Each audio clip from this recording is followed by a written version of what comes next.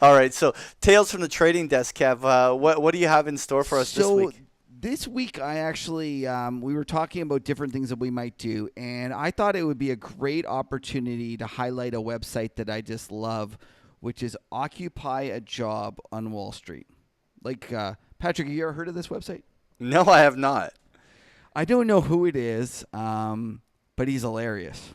And he's a hedge fund trader that writes stuff, and he's got 30 odd different stories. Let's call them.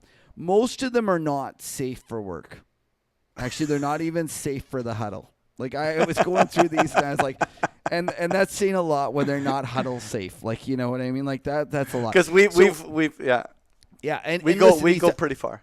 that's right, and he does a terrific job. And what I'm going to do is I'm going to actually read one of them because I thought it deserves reading. He, whoever he is, because I think he's anonymous, he actually produces a podcast. So if you want to hear him read by somebody a lot better than me, you can go ahead and listen to his podcast. But in the meantime, I kind of shortened one up and I did it, and I think it's just for a good taste. We're going to do this Tales from the Trading Desk, episode number 7, Up to My Ass in Alligators. Okay. And this podcast is going to fly a little close to the sun by talking about what the Securities and Exchange Commission was doing during the financial crisis. For the uninitiated, think about the SEC as the policeman of Wall Street. In doing so, we're going to skip ahead to the aftermath back in 2010. The SEC have fucked up by allowing the financial crisis in the first place, and they are angry. What is the SEC doing? In 2010, the SEC are trying to figure out how the most notorious hedge fund in the world, known as SAC, made $276 million in profit on a single trade while the rest of the world was losing their shirts. This is the scene. One of the most powerful sales traders on Wall Street, let's call him Don, has been called into a meeting with no less than 5 SEC lawyers. Don is sitting down staring at one of his shoes, frowning. Don's lawyer is sitting next to him, also staring at Don's shoes.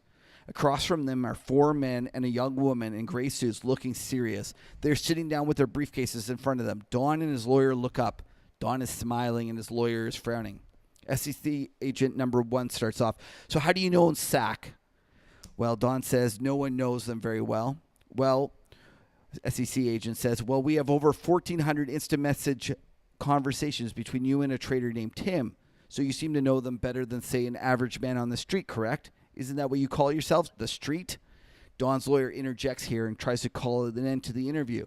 The reason Don's lawyer is scared is because no one back then that knew that AOL instant messages didn't just evaporate after you close down the program. It sounds ridiculous now, I know, but it just didn't occur to us. It shows you how stupid New York congressmen are in 2018 that they're still sending insider trading emails on the White House lawn, no less, and getting caught thinking that they're not discoverable. And that's email. AOL IM seemed infinitely more ephemeral back then. But they weren't. Instant messages were just as discoverable as email. And this is where Don finds himself. The SEC agent continues. Why don't we start all over again? Show a little good faith, okay? How well do you know SAC? Don says, I know a guy there named Tim. SEC agent says patriotically. I can't even say that. That's too many beers. That's better. Would you say he's a friend of yours? Don says, I've got 3 friends on the street. None of them work for SAC. Let's get to the point, shall we? Don's lawyer looks petrified just now because there's been no discovery, and this is where the rubber meets the road. The SEC lawyer turns to let's try that again. The SEC turns to the lawyer and says, we reviewed the 3 years of Don's AOL instant messages, and your colleague has been talking in some sort of code to SAC. Perhaps you could tell us what some of the codes mean, sir. They don't appear to be stock symbols. In at least 30 conversations in 2008, you used the letters. Okay, now, Patrick, this is where it gets funny. In at least 30 conversations in 2008, you used the letters LMA. I count 106 uses of GFY and 120 uses of SMD, and finally 50 uses of TTFN. Don just starts laughing. It's pretty clear to me that you guys are just traffic cops getting paid to punch tickets and justify your budget. Well, LMA stands for lick my ass. Why don't you figure out what the other 3 codes are, stupid?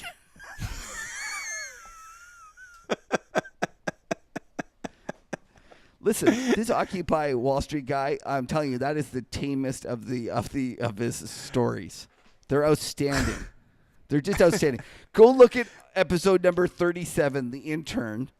I was just kind of like, I was busting a gut. We got to laughing. share a few more of these in the coming weeks because these sound pretty good. Well, I don't know if we're going to be able to share any because they're so not safe for work. I'm telling you that they're just So they're just can't we terrible. just like do the beeping? Like we can have Lena come in with a beep beep. No, like listen. Someday my wife's gonna figure out that I do this podcast for a living, and then she's gonna go listen to these, and she's gonna be like, "I can't believe you read this shit. This guy's terrible. He is like everything that is awful about Wall Street. This guy did." Anyways, it's outstanding, funny stuff. Make sure you go read them, listen to them, whatever. Occupy a Job on Wall Street. It's worth your time. It's fun, and make sure you give them a listen. All right. Well, thanks for sharing, Kev.